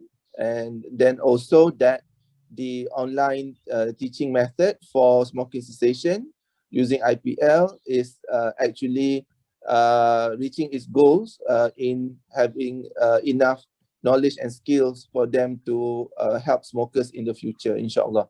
So we hope this will be analyzed soon. So please comment on the outline. I think the outline is good. because you have very clear idea what you're trying to present and what you have done in your own class. I think just one thing, probably you can look at experiential learning as your model, your education principle, to guide you in designing the role play, because you are talking about you are trying to ask one person to experience as the professional, and the other one will be experiencing as the smoker. I think that one is that's you can try to look at experiential learning, or you can look at Bandura, social theory. Bandura. Yeah, yeah. So you can see one of them, which one is actually more related to role play, and try to. Since you have done it, maybe what I'm talking about would be a bit not quite relevant, but if you are trying to do that in the future, try to design your role play based on the principles, either experiential learning or Bandura's theory, so that you get the result of learning that you wish to get. Okay, inshallah. We had a discussion just now in the group whether the theory would go under literature review or under design. Most probably would be under we will talk about them both, because in the literature review somebody would talk about that in the previous studies, and when you design it, you will take the principles and you show in your design how you actually map the principle to your design. Okay, great. Thank you so much. Any comments from Prof. Khairiyah or other participants? Anyone can comment. Kawan-kawan about education, kuliah education. Can I just ask, where do you fit in the reflective practice though? Where do you usually put in? It's under the RIPLS. They have their the rubric. They cover 3 different domains, and they're also a reflection of their learning. So that will be under the findings and discussion ke, design ke? In the article nanti? The structure we're going to highlight. We're going to highlight the components of the scale RIPLS too, and then the result will be based on the scoring. Other reflection. They reflect their learning too. They based on the score on the scale of 1 to 5. Then this will be very much related to experiential learnings. But experiential learning is their end result is memang reflection lah. Dia reflection in the whole model. So I think experiential learning applied to this one more. Kalau COP punya macam mana, Fatin? Itulah COP lah. COP memang pakai COP. Experiential learning COP. It's COP punya cycle lah kan? COP punya cycle sebab ada reflection. KOLB. Dr. KOLB. KOLB. Okay. Thank you. Okay. We can collaborate with colleagues from education also. Yeah, silakan. Yeah, that would be good. And you know what? I'm sure you'll be doing this again with other, if you want to do this again with other faculties, get the education people on board so that they can improve certain parts of the learning experience, implementation and design, and also the assessment part. Inshallah. Thank you. Okay, inshallah akan publish lah tu. Yeah, boleh publish ni. Really look publishable ni, journal. Okay, ni siapa? Amin. Flip classroom.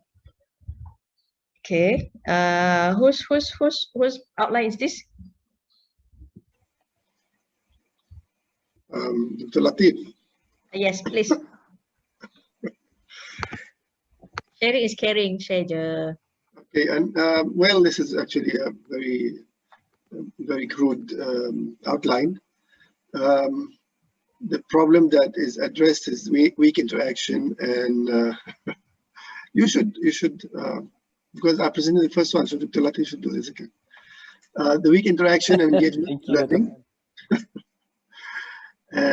where the students are not really interacting in the class, they don't ask questions, they don't answer questions. This is one of the common challenges that we face in our classrooms. Literature review is mainly on the students and the learning. Theory is cognitivism. Somebody added this, thank you. And the method is to use flipped class technique. The data collection analysis will be, of course, we have to do pre-test, post-test, and survey. So we need to measure the students' knowledge first, and then we apply the method, and then we can also measure their learning and compare. We can also even look at the results of different batches and see how if there is an improvement in the grades over different semesters also. That can also help in giving an indication of how did this technique serve the purpose, and also survey to get the feedback of the students on how they find this method helpful in their learning. That's okay. What's FB? Facebook? feedback. Waiting for feedback. Anyone can put in the feedback. Okay. So is the purpose with interaction and engagement in learning? You mean online learning, or you mean like just normal learning? This is basically in face-to-face, yeah. Right. Online Okay. also, if it's online, I think it will be a bit. The issue is still there, but probably the method can still be applied as well. Right. But of course, maybe the techniques used might be different. Okay. The flipped classroom comes from the background of constructivism, where students learn themselves before they learn themselves. It's more on they learn themselves before the class, either using the material given or videos and so on. So that would be more related. And after that, they will come to the classroom to do to use the knowledge they have learned themselves and apply into exercises and problems with their lecturers. So it's flipped in the sense that usually we give lecture in the classroom and then they go back to do exercise or homework. But now we've flipped it the other way around, where they will be by themselves reading the materials and learning, and then come to the classroom to do the homework, the so-called homework exercise. So that would be more appropriate in that sense. And so in the flipped classroom, the engagement happens when the students work together to solve the problems or to do the exercise. Is that your intention? Yeah, it's rather than they come kind of blank to the class. They have already did some learning before the class. Right. So in the class, it will be more on discussions or applying, or discussion can be in groups or with the instructor. I think you can combine flipped classroom with cooperative learning, because you want them to learn in group cooperatively before they come to the classroom, and then when they come to the classroom, they cooperatively solve the problems or do the exercise. I think that can be something more effective, because when there's no motivation for them to learn by themselves. One of the problem about flipped classroom is that there's actually no motivation for them to learn by themselves before the class. Correct. And even if they come to class to solve problem, they'll be like a bit blurred. But if they co-learn with their friends, or if you use cooperative learning, probably they'll be more motivated and work together better. Anyone else got any comments on this? Assalamualaikum, Prof. If I may ask, relating to the cooperative learning, let's say if we want to incorporate peer assessment, how effective is peer assessment actually? Effective, Prof. Can explain that. how can we make it effective? Because sometimes they are cooperating in assessing. Yeah. Prof. Khairiyah boleh explain that. She will explain that from her experience of incorporating cooperative learning in problem-based learning. Because we baca paper. Yes. You want to read my paper? No. Actually, you cannot do peer assessment once. It has to be several times, and students need to understand what is the purpose. Only then will it be meaningful. Otherwise, they will just, okay, give everybody the same highest mark. Yeah. And if you want them to do in a short-term group, that's also fine. But if you want to do flipped classroom throughout the semester, it's better for you to develop earlier on with proper team building activities, ownership of the team. They have to name the team, have rules and regulations, and you have to, from time to time, give them an opportunity to assess how they are working together so that they can improve how they work together in a team. Yeah, so you can Google cooperative learning foundation coalition. Okay, that's a very good article on the three pillars of cooperative learning. So cooperative learning have 5 principles. Out of those 5 principles, there's the 3 pillars that must be present in each of the activities or phases of the activities that you design. So read that paper. It's very good, very thorough explanation of each of the pillar. Again, Prof. The 3 pillars of cooperative learning. The title. 3 pillars of cooperative learning under coalition foundation or foundation coalition. I forgot which one. But then if you Google, it will come out. I think it's a foundation coalition. The reason is because this is one of the best articles that I have found on explaining how to properly do cooperative learning. The 3 pillars should be present in all of the parts of our activities. It will give an example of how to translate each of the pillar in your classroom. And also the article has pitfalls to avoid, what we shouldn't be doing, the normal things that people do wrong when they do cooperative learning. Plus, for each of the examples, there's a lot of papers they put in the references that you can actually refer to if you want. Website tu down. Website tu down, tak tahu kenapa. Ya ke? Usually okay je. Tak tahu, saya pergi dia not found. Not found eh? Okay, if you need the article, you can tell Dr. Alhana, I can email the article to you. Website coalition foundation coalition tu down. Okay, I can share the paper in the chat area after this. Okay, Prof, thank you. All right. I don't think we have time for another presentation, but we need to wrap up for today's because we need to let the guys leave by 12:15. So how many presentation you managed to present just now? 2, right? 2 presentation. Okay. Friday, you need to unmute. Okay.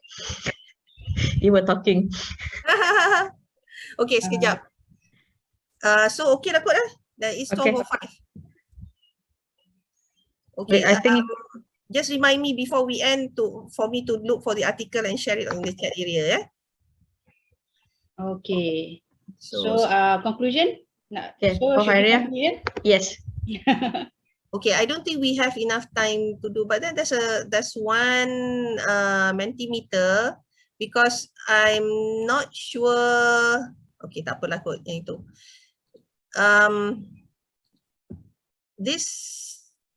There's a worldwide effort actually on to reward quality teaching. Yeah, so it started under the Royal Academy of Engineering, originally for engineering lecturers, but it has grown to beyond engineering.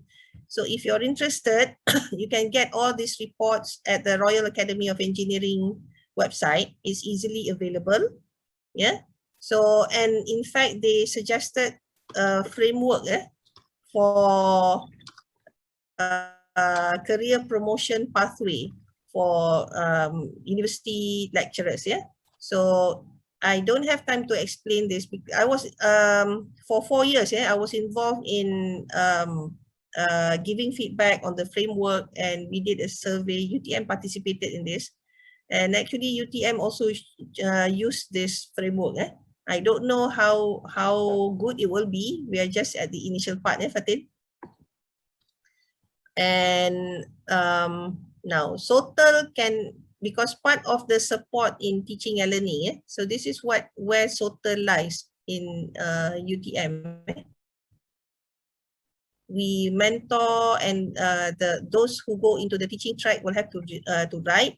But even those in the research track, can write in SOTL, because you can easily publish in Q1, Q2 papers, and you know, the more we go into this, the more opportunities for funding that we see.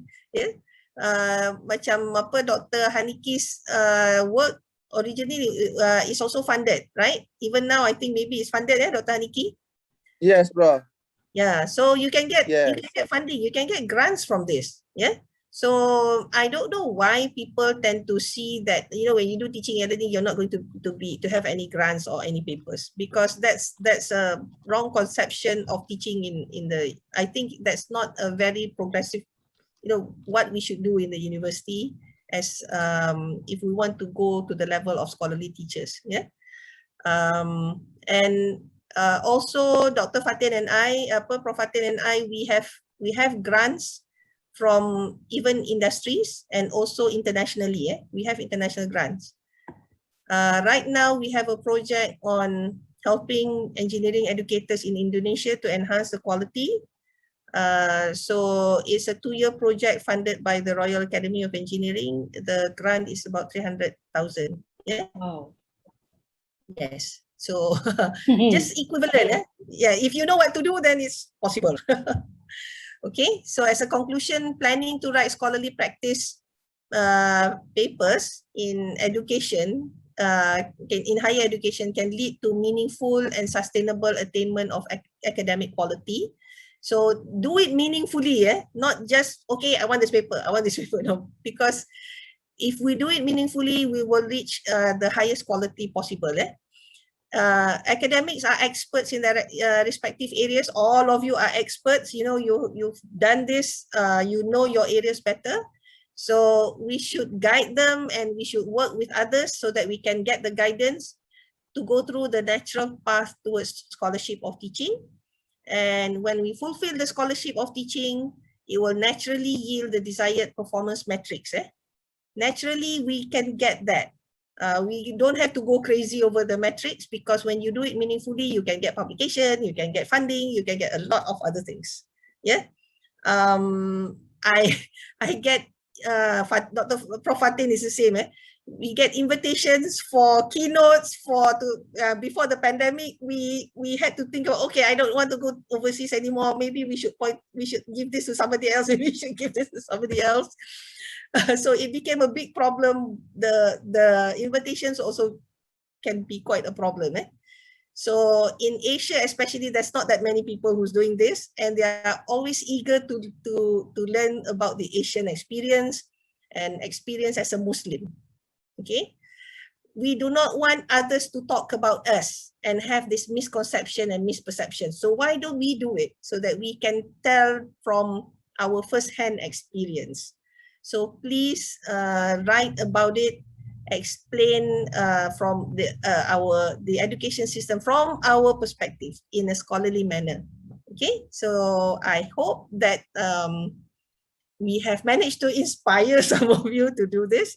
You have some experts in UIA, Dr. Haniki, can be the champion, one of the champions. I'm sure there's many others also. So all the best. I hope to see some papers from all of you after this. If you need help from us, okay, you can always email contact us. I think I just put my email here in the chat box. Tadi pun patutnya ada ni ada. Nak bagi KB ke UTM? UTM tak apa. So you are welcome to email us. Okay, this one. Okay, ada. You are welcome to email us. We have 5 minutes nak ni. Do a final Mentimeter boleh tak? Boleh je. Sekejap ya. Ada 5 minutes. 5 minutes ada kan? Okay, ada. Let's do the final Mentimeter. Nak suruh reflection. Yelah, ni reflection on Mentimeter. Sekejap. Let me share Mentimeter. Okay. Ini bukanlah deep reflection sangat, but just to share what you have discovered and what you learn. By the way, thank you for the contributions from those who are already well-versed in the area. Yeah, we appreciate it.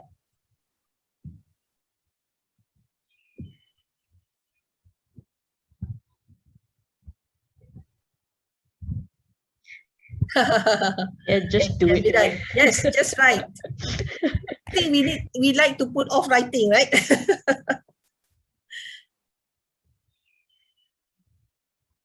Yes, scholarly practice versus education-based research.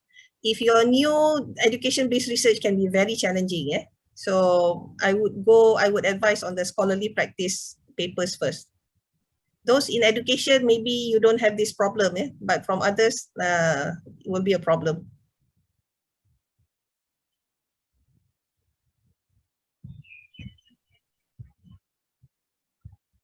Okay, good. Now I know what SOTL is. Great. Ada lagi tak? Okay. Great. You have managed to get to know some others. My advice is to work together. Doing it the first time around can be quite difficult. Yes, good.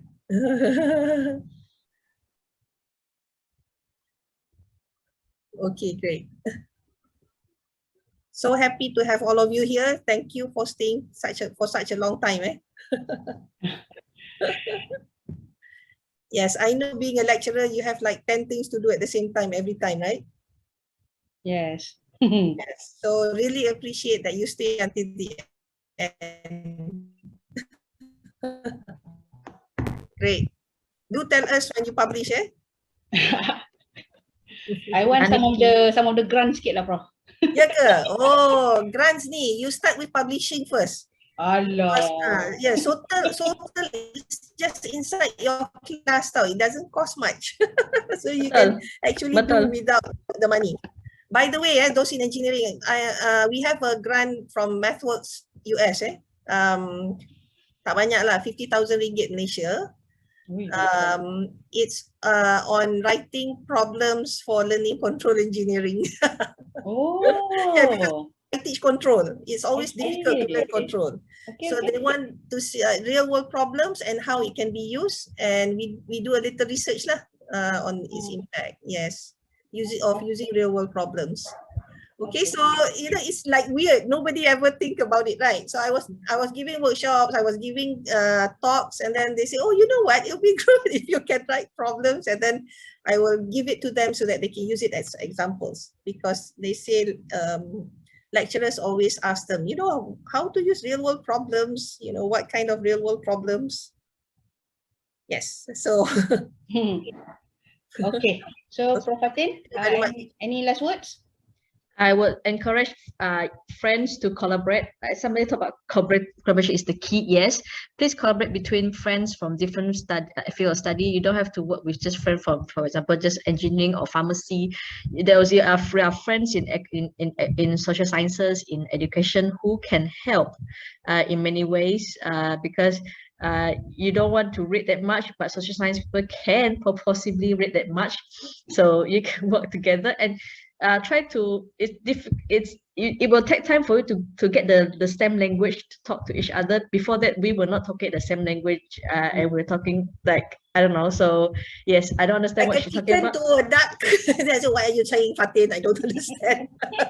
Okay, it's not the language itself, but it's the style of the language that we talk about things. And I wouldn't be able to explain educational theories to the simplest way if I have not talked to my friends from engineering. So I think that's very helpful for me, for myself, and even for themselves to understand the principles and things they need to understand before they can venture into SOTL. So I think work together. If you can't find friends I'm sure you can find friends, but if you cannot, if you can't find anyone to help, you can always contact us. There are people around, not just in UTM or UIA, but anywhere in Malaysia, they can help, inshallah. Okay, all the best. Please pray for us. It's Ramadan coming soon. Hope your deed will be accepted by Allah, inshallah. Inshallah. Okay, thank you again to Prof. Khairiyah and Prof. Fatin for this workshop. I think we can end our session today.